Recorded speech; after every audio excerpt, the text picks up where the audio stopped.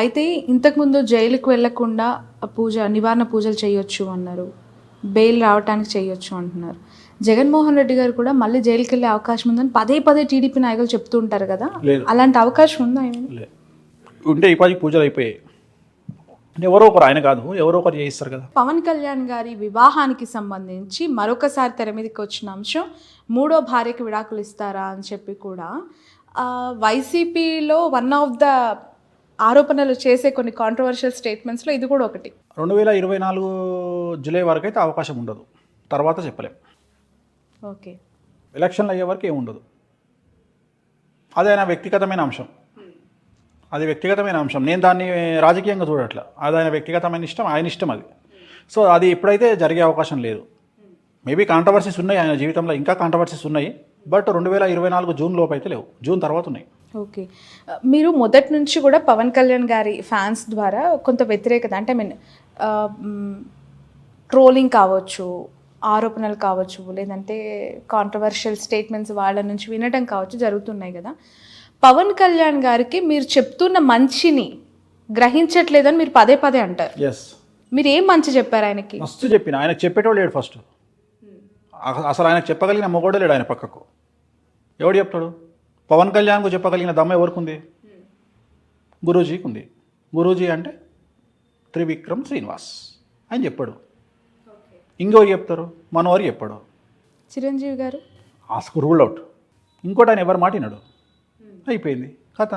ప్రతి వ్యక్తి జీవితానికి ఒక గురువు అనేవాళ్ళు అవసరం అంటారా? అవసరం. గురువే కాదు, తల్లి, తండ్రి, అన్న, తమ్ముడు, చెల్లె, అక్క, తల్లి, ఎవడో ఒకడు. గురువు అనేవాళ్ళు గురుత్వాన్ని స్వీకరించి వస్తేనే కాదు కదా. ఇప్పుడు ఒక టైంలో ఒక భర్తకు ఒక భార్య కూడా గురువే. చాలామంది అరే పెళ్ళైనాక ఎందుకు పెళ్లి చేస్తారు అసలు మగవాడికి అంటే, వీడు ఎవ్వరి మాట వింటలేడు, వీడు కావరం బట్టి తిరుగుతున్నాడు, పెళ్లి చేస్తే పెళ్ళాం మాటిని సెట్ అవుతాడని చేస్తారు. ఓ, ఇది పనిష్మెంట్ అయితే? పనిష్మెంటే కానీ మంచి పనిష్మెంట్. మగవాళ్ళందరికీ తెలియదు అయితే ఇప్పటి వరకు. ఇప్పుడు పెళ్ళాం మీద ప్రేమతోనో, బిడ్డల మీద ప్రేమతోనో, జీవితంలో సర్దుకుపోయే మనస్తత్వంతో సెట్ అవుతాడు అని చేస్తారు. భార్య కూడా గురువే, ఎందుకు కాదనుకోవాలి? భర్త కూడా గురువే, తండ్రి గురువే, తల్లి గురువే.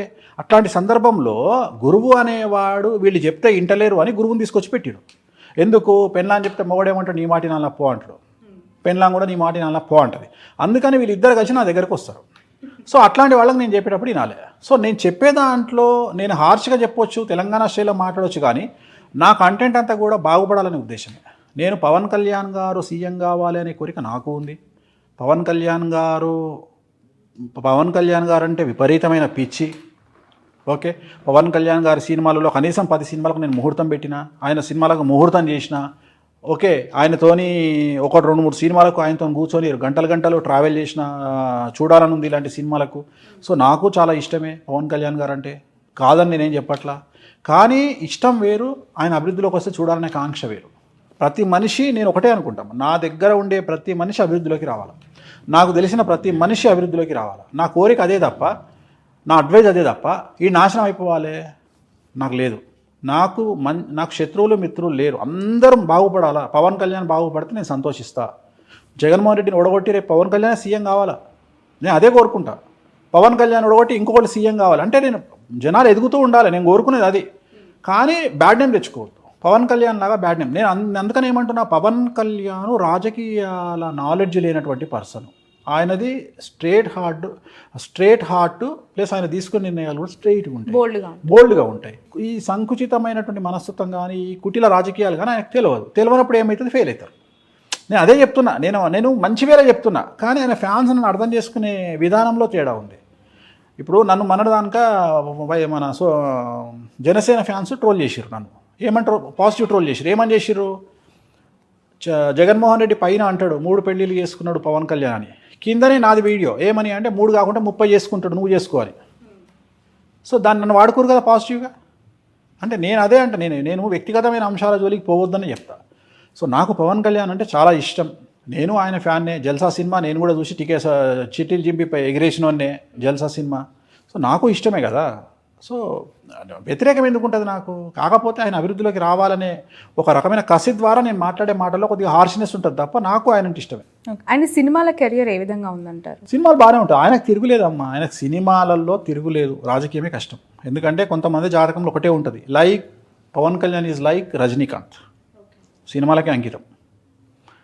రాజకీయాలల్లో ఎక్స్పెక్టింగ్ 100 అయితే మనం 20 అంతే, 20 ఊహించుకోవాలి అంతే. అదే సినిమాలో 100కో 200 ఊహించుకో, సూపర్, తిరుగులేదు. రైట్. రాబోయే రోజుల్లో ఈ 2 తెలుగు రాష్ట్రాల్లో పొలిటికల్గా కావచ్చు, ఇతర రంగాల్లో కావచ్చు, ఏమైనా సంచలన వార్తలు ఉండబోతున్నాయంటారా? ఎందుకంటే మీరు చాలా విషయాలపైన రీసెర్చ్ చేస్తారు, హోంవర్క్ చేస్తారు. ఎందుకంటే ఎప్పటికప్పుడు రాజకీయాలు మారిపోతూ ఉన్నాయి. ఏపీలో చూస్తే జగన్మోహన్ రెడ్డి దగ్గర ఉండేవాళ్ళు కూడా జగన్మోహన్ రెడ్డి గారితో పాటు ఎప్పటికప్పుడు కాంట్రవర్షియల్ స్టేట్మెంట్స్లో ఇరుక్కుంటూ ఉంటారు. కొడాలి నాని గారు, సజ్జల రామకృష్ణారెడ్డి గారు, విజయసాయి రెడ్డి గారు, అలాగే the one and only aggressive women leader Roja గారు.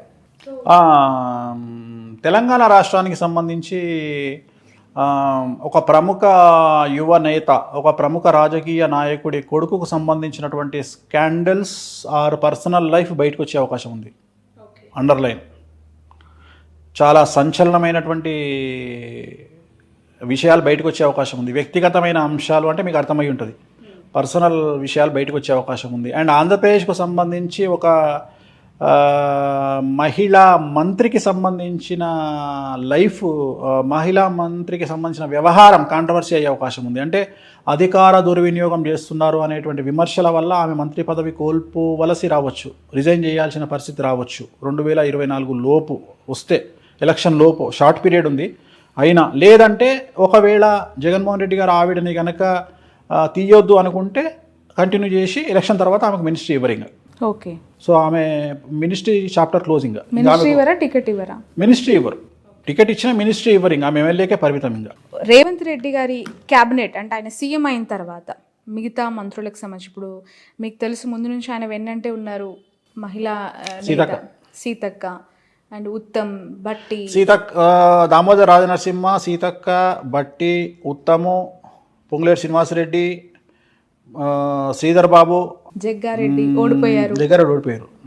లేదు అవకాశం లేదు. వివేక్ బ్రదర్స్, ఉత్తమ్ బ్రదర్స్, మన వీళ్ళు కోమటిరెడ్డి బ్రదర్స్, వాళ్ళలో ఒక్కొక్కళ్ళకి, జూపాలి కృష్ణారావు, సో వీళ్ళు మినిస్టర్లు అవుతారు. కొంతమందిని చూస్తే చాలా బాధేస్తూ ఉంటుంది. అంటే ఐ మీన్ ప్రొఫెషన్కి అతీతంగా మాట్లాడుకున్నప్పుడు నిత్యం ప్రజలతో ఉంటారు, వాళ్ళకి ఏం కావాలో చేస్తూ ఉంటారు, మాస్ లీడర్స్గా ఎస్టాబ్లిష్ అవుతూ ఉంటారు. పార్టీ అధికారంలో లేనప్పుడు క్రియాశీలకంగా ఉన్నారు, పార్టీ అధికారంలోకి వచ్చే టైంకి వాళ్ళు ఓడిపోయిన పరిస్థితి. నాంపల్లి నుంచి ఫిరోజ్ ఖాన్ గారు, సంగారెడ్డి నుంచి జగ్గారెడ్డి గారు. జాతకం, నువ్వు వాళ్ళ గురించి మాట్లాడుతున్నావు. కాంగ్రెస్ పార్టీలో ఉండి టికెట్ రాలేదని చెప్పి వేరే పార్టీలో పోయిన పరిస్థితి ఏంది? వాళ్ళు ఇంకా ఘోరం కదా. అవును, ఆల్రెడీ 10 ఏళ్ల నుండి పార్టీకి దూరంగా ఉన్నారు, పదవికి దూరంగా ఉన్నారు, ప్రభుత్వానికి దూరంగా ఉన్నారు. ఇప్పుడు ఆల్రెడీ మళ్ళీ టీఆర్ఎస్లకో బీజేపీలకో పోయారు. ఇవాళ మళ్ళీ 10 ఏళ్ళు, రేపు మళ్ళీ నాకు తెలిసి నెక్స్ట్ కూడా కాంగ్రెసే వస్తుంది తెలంగాణలో. అవునా? మళ్ళీ ఇప్పుడు మళ్ళీ 10 ఏళ్ళు దూరంగా ఉన్నట్టే కదా. సో మళ్ళీ 10 ఏళ్ళు దూరంగా ఉన్నట్టే కదా. సో ఇది అందుకనే అంటున్నామ్మా, పదే చెప్పేది, astrology is nothing but decision. మన నిర్ణయమే మన జాతకము. నిర్ణయాలు జాగ్రత్తగా తీసుకోండి, నిర్ణయాలు జాగ్రత్తగా తీసుకుంటే లైఫ్ బాగుంటుంది. నువ్వు అనొచ్చు జాతకం బాగుంటే నిర్ణయాలు బాగానే తీసుకుంటారు కదా అని. 88% జాతకము, 12% నిర్ణయాలు. ఆ 12% నిర్ణయాలు చక్కగా తీసుకుంటే చాలు. ఓకే, అంతే. రైట్. ఒక ఇద్దరు వ్యక్తుల గురించి ప్రస్తావించాలి. బీజేపీలో బండి సంజయ్ గారు, ఈటెల గారు, అఫ్కోర్స్ కిషన్ రెడ్డి గారు ప్రెసిడెంట్ అనుకోండి, నెక్స్ట్ మళ్ళీ అరవింద్ గారు. ఎంపీలుగా ఉన్న వాళ్ళు ఉత్తము, కోమటిరెడ్డి బ్రదర్స్, వీళ్ళంతా, రేవంత్ రెడ్డి గారు ఎంపీలుగా కొనసాగుతూ ఎమ్మెల్యేగా బరిలోకి గెలిచారు. బీజేపీ నుంచి ఎంపీలుగా ఉన్న వాళ్ళు ఓడిపోయారు అసెంబ్లీ బరిలో. ధర్మపురి అరవింద్, అలాగే బండి సంజయ్, ఈటెల రాజేందర్ గారు ఎమ్మెల్యేగా అండ్ రఘునందర్ గారు ఎమ్మెల్యేగా, ఇలా face of the BJP party మొత్తం ఓటమించి అవి చూసింది ఈ ఎన్నికల్లో. ఎలా చూడాలంటారు? అంటే ఒక రకంగా బీజేపీయే కాంగ్రెస్ని గెలిపించి అని మాట్లాడేవాళ్ళు చాలామంది ఉన్నారు. ఇక్కడ చూస్తే ఈ పార్టీలోనేమో ఎంపీలుగా కొనసాగుతున్న వాళ్ళు ఎమ్మెల్యేలుగా గెలిచి, ఇక్కడ ఎంపీలుగా కొనసాగుతున్న వాళ్ళు ఎమ్మెల్యేలుగా గెలవని పరిస్థితి. జాతకాలే ఇండివిజువల్గా. బీజేపీలో కూడా రాజాసింగ్ గారు గెలవలేదా? ఇప్పుడు కామారెడ్డిలో 12వ 13వ రౌండ్ నుండి పుంజుకున్నటువంటి వెంకటరామరెడ్డి గారు గెలవలేదా? So it is miracle. జాతకమే చెప్తున్నా కదా, జాతకం బాగుంటే మీకు పదవి అనేది చిక్కుతుంది, రాజయోగం, లేకపోతే మిస్ అవుతారు. ఓకే, నిర్ణయాలు తీసుకోలేదా? రాజగోపాల్ రెడ్డి గారు బీజేపీలకు పోయి టక్న యూటర్న్ తీసుకొని మళ్ళీ వచ్చి కాంగ్రెస్లో చేరి వాళ్ళ గెలవలేదా? ఇక్కడ డబ్బు ప్రభావం లేదంటారా? డబ్బు ప్రభావం లేదు అసలు. డబ్బు పబ్లిక్ వెరీ షార్ప్. అసలు పబ్లిక్ని పిచ్చోళ్ళు అనుకుంటే వాళ్ళంత పిచ్చోళ్ళు ఇంకోళ్ళు ఉండరు. పబ్లిక్ ఎవరు ఓటేయాలి, ఎవరికి ఏమి వేయాలి అని దే ఆర్ డిసైడెడ్. మనం ఎవరిచ్చిన డబ్బులు తీసుకుంటారు, ఊర్లలో డబ్బులు తీసుకుంటారు, ఇవ్వకపోతే తిట్టి మరీ లాక్కుంటారు, కానీ ఎవరికి వేయాలనో డిసైడెడ్. లీడరు పార్టీ మారినంత మాత్రాన క్యాడర్ మారుతుంది అనుకుంటే తప్పు. ఎప్పుడు క్యాడర్ ఫిక్స్ అయి ఉంటుంది, లీడరే కన్ఫ్యూజన్లో ఉంటాడు ఎప్పుడే, కానీ క్యాడర్ ఎప్పుడు పర్ఫెక్ట్గా ఉంటుంది. ఎవరికి ఓట్లు వేయాలి అనేది క్యాడర్ పర్ఫెక్ట్గా ఉంటుంది. క్యాడర్ని ఎప్పుడు తిట్టొద్దు, పబ్లిక్ని కూడా ఎప్పుడు తిట్టొద్దు, పబ్లిక్ క్లారిటీతో ఉంటారు. ఓకే, బీజేపీ విషయానికి వస్తే ఒకసారి ఆ పార్టీకి సంబంధించి గతం ఒక్కసారి చూద్దాం. ప్రెసిడెంట్గా బండి సంజయ్ గారిని తీసేసిన తర్వాత రాష్ట్ర వ్యాప్తంగా ఒక సింపతి రేజ్ అయింది. ఆయన అసెంబ్లీలో గెలిచే అవకాశం ఉందని మాట్లాడిన వాళ్ళు చాలామంది ఉన్నారు. బట్ చాలా తక్కువ ఆధిక్యంతో ఆయన రోజు ఓడిపోయిన పరిస్థితి. ఎలా చూస్తారంటారు? అంటే పార్టీ మీద ఇంప్రెషన్ అక్కడ పడిందా, వ్యక్తిగతంగా ఆయనకు కన్యా రాశి, ఆయనకు జాతకంలో కారాగారవాసం ఉండే, జైలు పోయేసారు, డౌన్ఫాల్ అయింది. సో ఆయనకు జరగాల్సిన నష్టాలన్నీ జరుగుతున్నాయి. ఆయనకు 2023 జనవరి నుండి బ్యాడ్ టైం స్టార్ట్ అయింది. సో మన ఇంటర్వ్యూలో మాట్లాడుకున్నాం, రాకెట్ లాగా వెళ్ళిన బండి సంజయ్ రాకెట్ లాగానే పడిపోతారు అని మనం లాస్ట్ ఇయర్లో మాట్లాడుకున్నాం ఇంటర్వ్యూలో. అదే జరిగింది. ఆయన ఒకటేసారి టక్కున గాలి నుండి, ఆకాశంలో నుండి కిందికి పడ్డారు. సో ఆల్మోస్ట్ ఆయనకున్న చరిష్మా ఇంకా తగ్గినట్టే. ఇంకా ఫ్యూచర్లో కష్టం, ఇంకా ఆయన చరిష్మా రాదు, అయిపోయింది, డౌన్ఫాల్ స్టార్ట్ అయినట్టే. ఇంకా తెలంగాణలో కూడా బీజేపీ అనేది కష్టమే. ఇప్పుడు రేపు బీజేపీలో గెలిచిన వాళ్ళు కానీ, కాంగ్రెస్లో మన టీఆర్ఎస్లో ఉన్న వాళ్ళు కానీ ఎంతమంది మళ్ళీ కాంగ్రెస్లోకి వస్తారు అనేది, అసలు ఎంతమంది ఉంటారు ఆ పార్టీలలో అనేది it is $1 million question. But ఎన్నికలకు ముందు వచ్చిన వాళ్ళకి ఇప్పుడు గెలిచిన తర్వాత వచ్చే వాళ్ళకి ప్రయారిటీస్ ఏమైనా డిఫరెన్స్ ఉంటాయి? విజయశాంతి గారు చాలా చివరి నిమిషంలో వచ్చారు. ఆమెకు ఉంటుంది ప్రయారిటీ అనేది. ఆమె కంటెస్టెంట్ కాదు, ఆమె ఎంపీగా పోతుంది రేపు పొద్దున. సో వీళ్ళంతా ఎంపీ క్యాండిడేట్లు, వాళ్ళకి రేపు పొద్దున అవకాశం ఉంటుంది. కానీ నేను మాట్లాడేది లీడర్లు వేరు, ఎమ్మెల్యే క్యాండిడేట్. ఎమ్మెల్యే గెలిచిన వాళ్ళు పోతే మంచిదే కదా, అన్అఫీషియల్గా ఎమ్మెల్యేలుగా ఉండొచ్చు. ఇప్పుడు మన ఆంధ్రాలో వల్లభనేని వంశీలాగా. సో అట్లా ఉంటే ఉండొచ్చు, అన్అఫీషియల్గానే పార్టీలో కంటిన్యూ అవుతూ అట్లా కంటిన్యూ అయ్యే వాళ్ళు ఉంటారు. ఓకే, చేరికలు, జంపింగ్లు, జిపాంగులు చాలా ఉంటాయి తెలంగాణలో. అవునా? చాలా ఉంటాయి. ఏముంది, గత ఎన్నికల్లో గెలిచిన వాళ్ళు అక్కడ నుంచి ఇక్కడ గోడ దూకారు. ఇప్పుడు మళ్ళీ తెలంగాణ అంతా చూస్తుంది, అక్కడికి వెళ్ళిన వాళ్ళు ఇప్పుడు ఇటు గోడ దూకుతారు. అంతే, జస్ట్ తెలంగాణ భవన్ నుంచి గాంధీ భవన్, అంతే కదా. అంతే, తెలంగాణ భవన్ కాదు, బీఆర్ఎస్ భవన్. అది పేరు మార్చే వరకు దాన్ని అలానే కన్సిడర్ చేయాలేమో. కవిత గారికి సంబంధించి లిక్కర్ అవకాశం ఉంది. ఓకే, ఎందుకు అంటే మొన్న, అంటే మళ్ళీ మీరు అనొద్దు నేను రాజకీయ అనాలిసిస్ చేయట్లేదు అని చెప్పి, బట్ నేను అడుగుతుంది ఏంటంటే జాతకం ప్రకారం ఆమె అరెస్ట్ అవుతుంది, అయ్యే అవకాశాలు ఎక్కువగా ఉన్నాయని పదే మాట్లాడిన వాళ్ళంతా కూడా బీజేపీ అరెస్ట్ చేయలేదు అనే సంకేతం బలంగా ప్రజల్లోకి వెళ్ళింది అని చెప్పి. ఆమెకి ఎలా ఉందంటారు ప్రెడిక్షన్? అంటే జాతకం, తన జాతకంలో కారాగారవాసం ఉంది, జైలు పోయే యోగం ఉంది. సో అది లిక్కర్ కేసులనే వెళ్తుందా లేకుంటే వేరే కేసులు వెళ్తుందా అనేది మనం చెప్పలేము. ఎందుకంటే మనం జరుగుతుంది అని చెప్తాం, కానీ ఎలా జరుగుతుంది అని చెప్పేంత క్లారిటీ మనకు ఉండదు. చంద్రబాబు నాయుడు గారి గురించి అయినా మనం వెళ్తాడు అని చెప్పినాం, కానీ ఏ కేసులు వెళ్తాడు అనేది మనం క్లారిటీ ఇవ్వాలి. రేపు పొద్దున తెలంగాణలో ఇప్పుడు నేను చెప్పిన 8-9 మంది లీడర్లు కూడా ఏ కేసులో వెళ్తారో నేను చెప్పలేను, కానీ ఖచ్చితంగా వాళ్ళ కారాగార వాసం ఉంటుంది. కవితకు కూడా ఖచ్చితంగా వాసం ఉంది, అంటే ఖచ్చితంగా అలాంటి పరిస్థితికి వెళ్ళే అవకాశం ఉంది, కాబట్టి జాగ్రత్తగా ఉండాలి. ఓకే, ఇంకా ఎవరెవరికి కారాగార పేర్లు నేను లెటర్స్ చెప్పిన కదా, మా K letter, T letter, C letter, B letter, J letter, R letter, ఇవన్నీ ఆ లెటర్లతో ఉండని. నాకేం చేసేది, నేను చెప్పా నక్షత్రాలు చెప్తామా, చెప్పమంటే నక్షత్రాలు, చిత్తా నక్షత్రము, శ్రవణ నక్షత్రము, మృగశిర నక్షత్రము, ఆశ్లేష నక్షత్రము, పూర్వాషాఢ నక్షత్రము, ఉత్తరాషాఢ నక్షత్రం చెప్తున్నా, నక్షత్రాలు చెప్తున్నా. మరి మీరు ఇంత మాకేదో ఇప్పుడు వాళ్ళు అరెస్ట్ అయ్యేంత వరకు ఎవరవుతారు, ఎక్కడి నుంచి అవుతారు, ఏ పేర్లు, ఏ రాశి, ఏ గ్రహం చెప్పొద్దు. అట్లా ప్యానిక్ అవుతారు కాబట్టి ఎందుకు అనవసరంగా చేయదో చెప్పొద్దు. అయితే రాజకీయాల్లో ఉన్న వాళ్ళు ఒకటి మెంటల్గా ఫిక్స్ అయ్యి రావాల్సిన జైలు పోతాం సిద్ధంగా ఉండాలి. సిద్ధంగా ఉండాలా? ఇది ఇప్పుడు నువ్వు డైరెక్ట్గా చెప్పొచ్చు టీవీలో, మీరు ప్రిపేర్ అయ్యి ఉంటేనే రండి. అదొక డిగ్రీ, సెంటిమెంట్ అయిపోయింది. డిగ్రీ అది క్వాలిఫికేషన్. దేశవ్యాప్తంగా కూడా ఇలా అందరూ అంతే కదమ్మా. ఓకే, ఇప్పుడు అందరూ అంతే. ఇవాళ ఇంతకుముందు పాలించిన కేంద్ర మంత్రి జైలుకు పోయి ఇచ్చినోడైనా, ఇప్పుడున్న కేంద్ర మంత్రి జైలుకు పోయి ఇచ్చినోడైనా మన హోమ్ మినిస్టరు. సో వాళ్ళని బేస్ చేసుకొని మనం ఏం ఓట్లు వేస్తలేం కదా. సో దాని లెక్క దాందే, దీని లెక్క దీందే. సో జనాలు మారుతున్నారు, అదే దేశకాలం ఉన్న పరిస్థితులు, అందుకనే మారుతున్నారు. వాటిని పట్టించుకోవట్లా. ఇప్పుడు బండి సంజయ్ మీద అదే సింపతి కంటిన్యూ అయితే అలా బండి సంజయ్ గెలవాలి.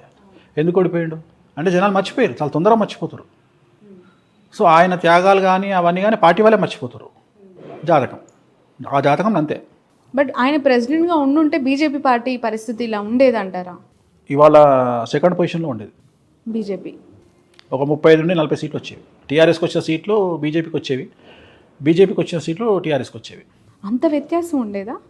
మరి అదే దాన్నే పదవి అంటారు. రేవంత్ రెడ్డికి ముందు కాంగ్రెస్కి ఎందుకు లేదు ఇంత కాంప్రమైజ్? సీఎం కావాలనే కోరిక అందరికీ ఉంటుంది, కానీ కష్టపడేటోళ్ళు రేవంత్ రెడ్డి లాంటి వాళ్ళు ఒక్కలే ఉంటారు. దానికి కేసులు కొట్లాడాలి, నారా తీస్తాడు. కేసీఆర్ లాంటి వాడు ఉంటే దాన్ని తట్టుకునే శక్తి ఉండాలి. బిడ్డ ఎంగేజ్మెంట్కి కూడా పోలేనటువంటి పరిస్థితిలో ఉంటారు, అవి కూడా తట్టుకోవాలి. ఇవన్నీ తట్టుకుంటేనే సీఎం పదవి వస్తుంది. సీఎం పదవి ఏమి ఉత్తగా రాదు. లేకపోతే ఈ నూనె ఇద్దరం కలిసి ఆడే కూర్చుంటుంది సీఎం పదవిలో. చాలా కష్టపడాలి సీఎం పదవి అంటే. సో అంత దమ్మున్నాడే సీఎం అవుతాడు. కాంప్రమైజ్ అయ్యేటాడు, అంత దూరం పోయినాడు కాంప్రమైజ్ అయ్యేటాడు, వెళ్ళిపోతాడు. వేణుస్వామి గారు, వర్జ్యము, రాహుకాలము, మంచి టైం, వీటికి ఉన్న ప్రయారిటీస్ ఏంటి నిత్య జీవితంలో? పెద్దవాళ్ళు అంటూ ఉంటారు ఎక్కడికైనా వెళ్తూ ఉంటే రాహుకాలం ఉందా చూడు. అంటే జనరల్గా రాహుకాలం అనేది తమిళనాడు సంప్రదాయం, మనం వర్జం చూస్తాం. ఎంతవరకు నమ్మాలి? నమ్మొచ్చు. ఇప్పుడు యాక్సిడెంట్లన్నీ కూడా వర్జం టైంలో బయటికి వెళ్ళినాయి, యమగండ కాలంలో వెళ్ళినవి ఉంటాయి. సింపుల్, మీరు ఏం లేదు, మీరు యాక్సిడెంట్ అయ్యింది అనగానే ఎన్ని గంటలకు బయటికి వెళ్ళినవరా అని చూడాలి. ఆ టైంలో యమగండ కాలం ఉందా లేదా చూడాలి. గుళిక కాలం, యమగండ కాలం. మనం యమగండ కాలం చూస్తాం, తెలంగాణలో యమగండం చూస్తాం, తెలుగు రాష్ట్రాలు యమగండం చూస్తాం, వర్జం చూస్తాం.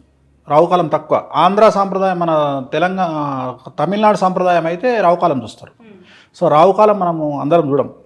సో జనరల్గా మనం రావుకాలం కూడా చూడాలి. రావుకాలంలో పెళ్ళిళ్ళు నిషేధం. పెళ్ళిళ్ళు రావుకాలంలో చేసుకుంటే డివోర్స్ అవుతాయి. ఇక దానికి ముహూర్తంలో ఒక పంతులు ముహూర్తం పెట్టిండు అనుకో డివోర్స్ అవుతుంది. ఇంకొకటి ఏంటంటే చాలామంది మీరు జాతకాలు చూసి పెళ్ళిళ్ళు చేసుకుంటారు కదా, డివోర్స్ ఎందుకు అవుతున్నాయి అని కొంతమంది మూర్ఖులు విమర్శిస్తారు. అరే మీరు రాహుకాలంలో ముహూర్తం పెట్టుకున్నా వాడు 10:25కు ముహూర్తం అంటే 11 గంటకో జీలకర్ర బెల్లం పెడతాడు, అప్పటికే ముహూర్తం మారిపోతుంది. ఎవడు అడగాలి? అంటే మన పెళ్లి పత్రికలు ప్రింట్ చేయడంలో ఉండే ఆసక్తి, ముహూర్తం టైం వేసే ఆసక్తి పెళ్లి చేసుకోవడంలో ఉండదు.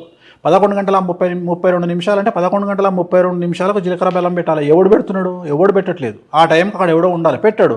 12:05కు పెడతాడు. 12:05 కంటే కరెక్ట్గా ముహూర్తం మారిపోతుంది. ధనులగ్నం ఉండాల్సింది మకరానికి వెళ్ళిపోతుంది, అయిపోయింది. ఇంకేం పెడతావు? లేకపోతే కుంభలగ్నానికి వెళ్ళిపోతుంది. ముందుకో వెనక్కో వస్తుంది. టైం తొందరగా పోతే ముందుకు వస్తుంది, లేట్ అయితే వెనక్కిపోతుంది. లగ్నం మారుతుంది. లగ్నం మారింది అంటే జాతకమే మారిపోతుంది. సో ఇవన్నీ ఆలోచన చేయరు. మనం చాలా ఈజీగా మాట్లాడతాం, ప్రతిదీ ఈజీగా మాట్లాడతాం, శాస్త్రాన్ని విమర్శిస్తాం ఏదో పెద్ద మనం తోపుల్లాగా. శాస్త్రం ఎప్పుడు కరెక్టే ఉంటుంది, మనం అక్కడ చేసే సమస్యల వల్ల తలకాయ నొప్పులు అంతే.